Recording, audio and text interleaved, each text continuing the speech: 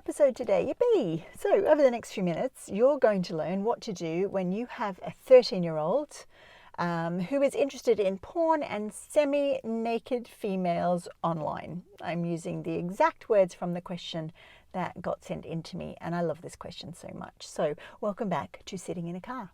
I'm Sarah Sproul, and I sit in a car with you each week answering a question to help you raise your confident and caring young person who respects themselves and the people around them. And the answer to this week's question comes from the courage pillar inside the Evolved Family Method, which helps us build evolved communicating families. Conversations happen as needed inside evolved communicating families. Adults know how to communicate about anything and everything. If they don't know how to communicate about a topic, they know the strategies to put in place to move conversations along anyway, and connect even if they aren't the expert in whatever conversation has come up in the moment. And there is a focus absolutely on building connection with the child or children we are talking about, no matter what the conversation topic is about.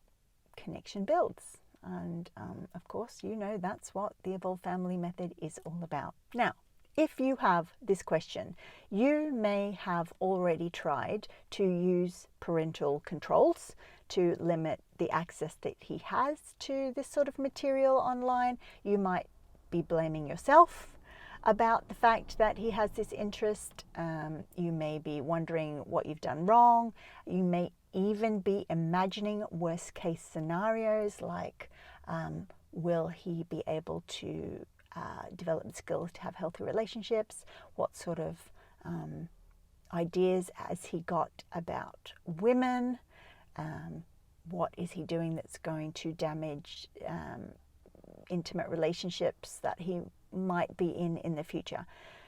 You know, and that all of those behaviors and all of those actions, it makes absolute sense. They make sense. Of course you would worry. Of course you would try and put in parental controls, because most of us haven't been given these very high-level parenting skills that help us deal with complex, sensitive situations like this, right?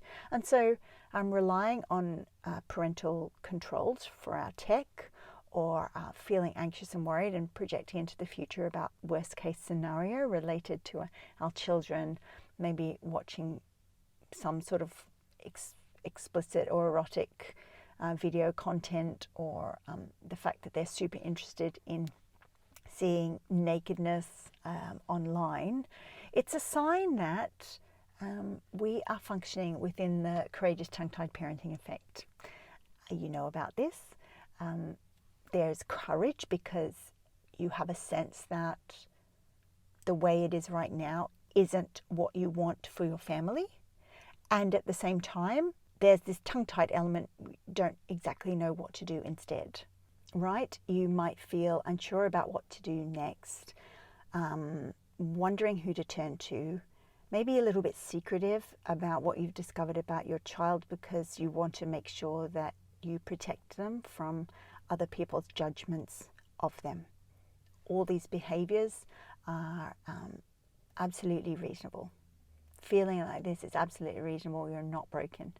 So let's get into what to do when you have a 13-year-old that is interested in erotic video online and seeking out photos of naked, in this case, women, and move from courageous tongue-tied parenting into building an evolved communicating family where conversations about sensitive stuff are second nature, and we are available for our child so we and they can talk about absolutely anything at all. Point number one, this is not actually about porn, this problem. Now, of course, it is about porn. We're talking about porn. But the problem isn't about the fact that he's interested in porn. Though there are all sorts of problems related to this, the main problem that we're going to focus on today is the fact that there is judgment. We've all learnt judgment about talking and having conversations about sensitive things. We might have judgment as adults, and in this question, he absolutely has judgment, right? The question was, would you have any advice in relation to a 13-year-old's interest in porn and semi-naked females online? If I say anything, he says it's weird talking about it, and maybe I'm addressing it wrong, right? So this parent acknowledges that her child needs help. She is trying to talk about it, and he is going, you are weird, stop talking to me about this thing, right? So that there is the dynamic that we're going to focus on in this podcast, because whatever about all the stuff that's online, we all know it's online. We all know a lot of, and some of our kids, not all kids, but some kids are curious and interested and will look. Some kids are shown erotic content by other children. Some kids just come across it on their own. So we all know there's nothing new about that. But what is new in this conversation is that there is this dynamic happen where our parent is willing to have conversations. Not all of us are. And the child is saying, get away from me, you weirdo. I do not want to have these chats with you. You are super weird, right? That is the dynamic we're looking at.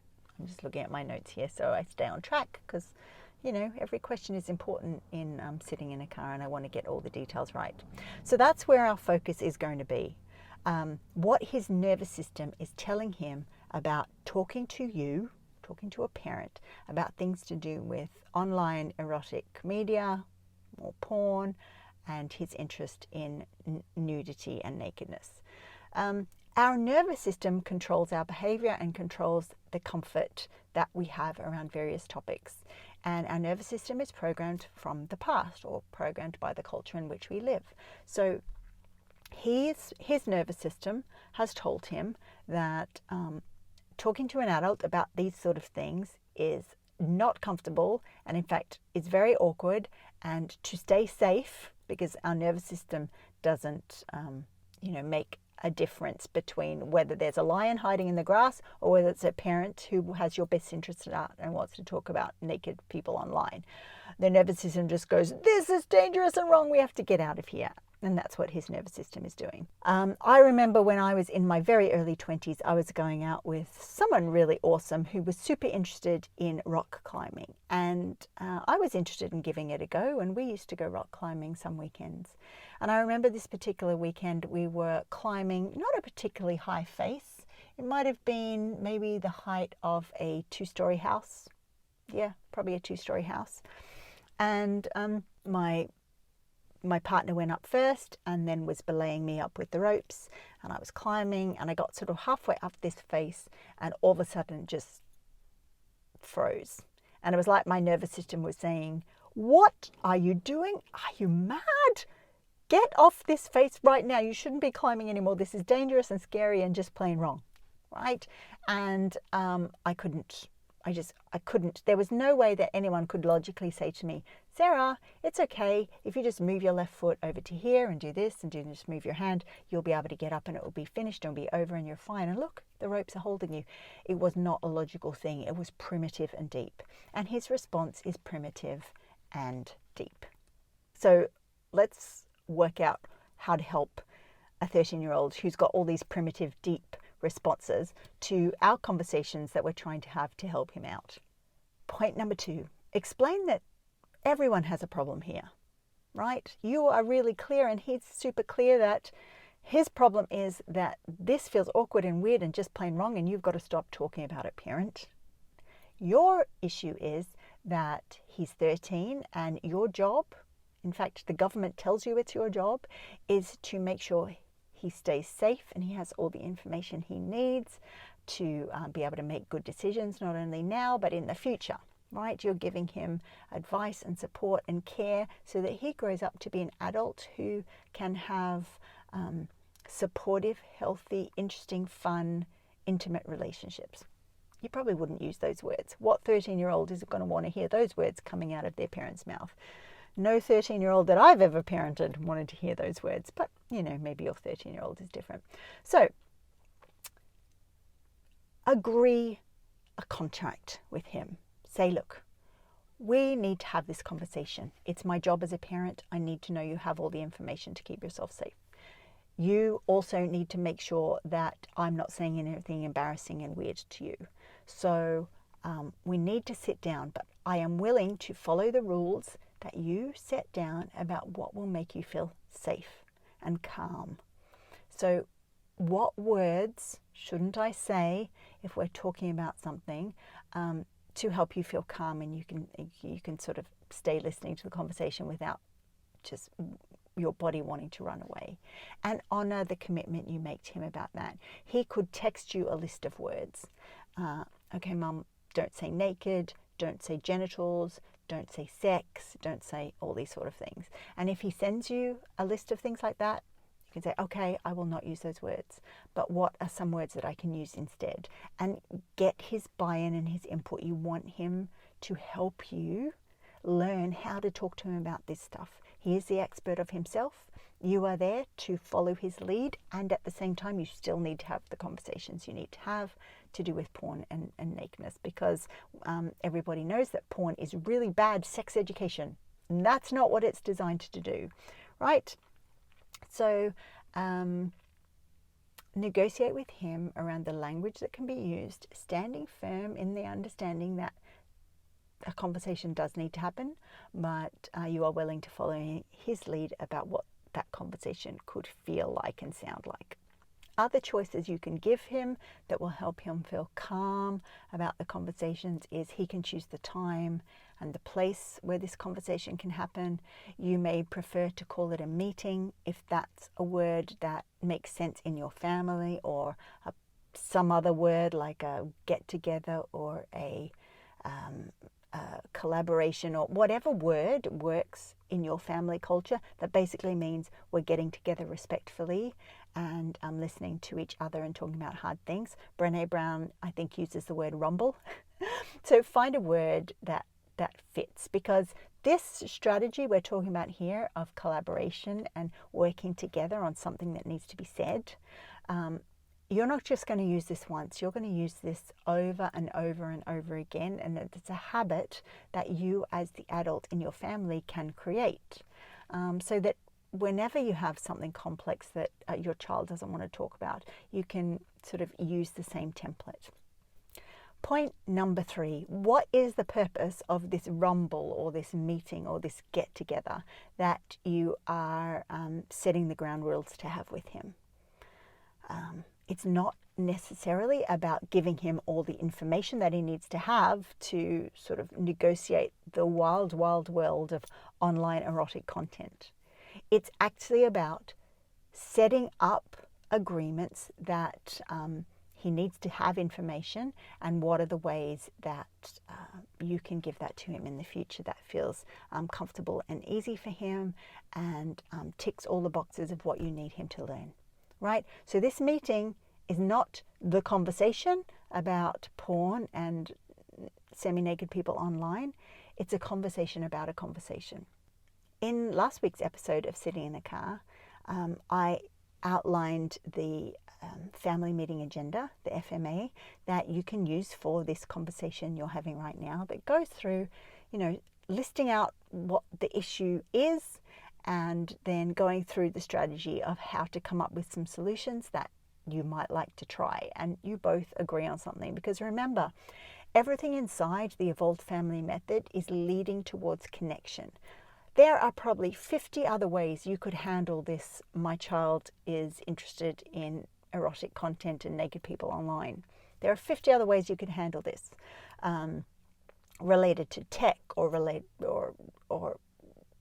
how authoritarian you want to be, or bringing in someone else. But this way that I've talked about it here is centering connection and maintaining the relationship and modeling respect and teaching skills around consent. So that is why this particular strategy and using the FMA, the Family Meeting Agenda, is so helpful, because it's not just about focusing on the problem that you have, but it's also about creating a culture of collaboration, which is actually a culture of consent inside our family. Now, you have those 3 strategies that you can think about how they would fit into your family, but they are of almost no use if you also don't have the skills and the understanding that caring for yourself in a situation like this and learning to monitor your own nervous system and what your nervous system is telling you about conversations with a 13-year-old about these particular topics are. So it would be the ultimate act of harshness to sort of jump into negotiating a family meeting or rumble or whatever you call it in your family without also having the skills to care for yourself in the process, because what just ends up happening, you're besieged by worries and frustrations and maybe self-judgment too. And learning to manage those inevitable frustrations and worries and judgments that come up is skills that you learn. It's emotional intelligence skills that are focused inwards rather than outwards at other people. And they are part of building an evolved communicating family. This is not just all about one-way communication with our children. It's absolutely and also about how do we learn, because we all have to learn this, to treat ourselves with kindness and skill around the very deep and intense emotions that can sometimes come up around topics like this. And porn is absolutely one of those things that will bring up emotions of fear and anger and frustration and worry and upset in our parenting. So if you would like to find out the next time that I'm teaching the whole evolved family method inside the Evolve School, head over to the link that might be around this video, or maybe it's in my bio. It's sarahsproul.com/evolve. sarahsproul.com/evolve. Put your name down on the waiting list, and you don't need to do any more work then.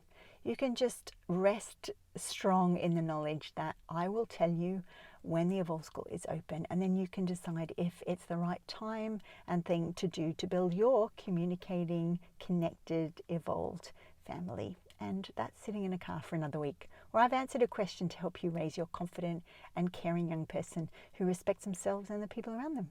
Bye for now.